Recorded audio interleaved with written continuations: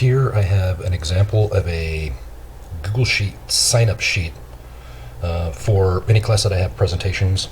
I have a Google sign-up sheet in which the date and students' names, group member names, and the link to the specific Google slide is available. So what I do is I create the Google slide for them and copy the link and put it there so it's blank and open access.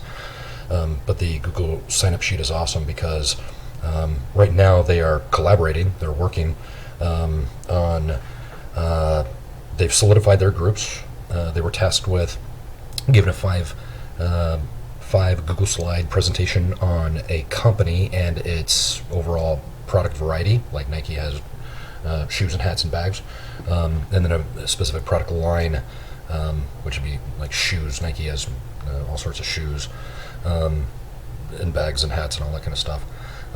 And so over the next 4 days, they're going to be working because the class is Tuesdays and Thursdays, and so today's Thursday. The class, they're going to be presenting on Tuesday on their respective companies and their product mixes and lines.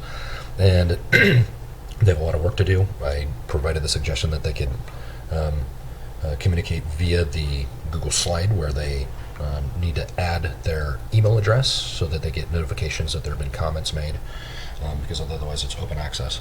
And so you could see that there are, at the very top right of the screen, students are visibly on.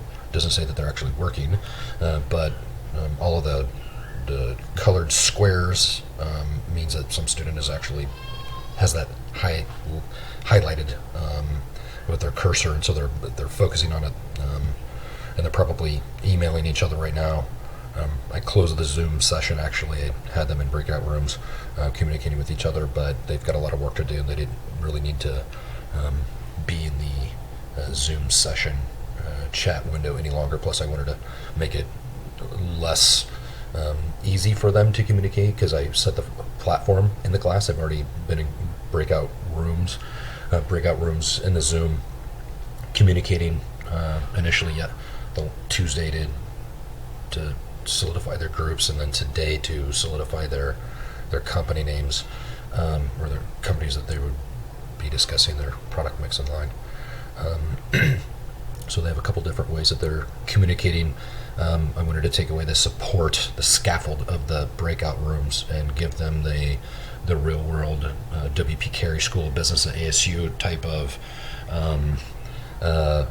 project where they have to be able to get together somehow. And so they could do this.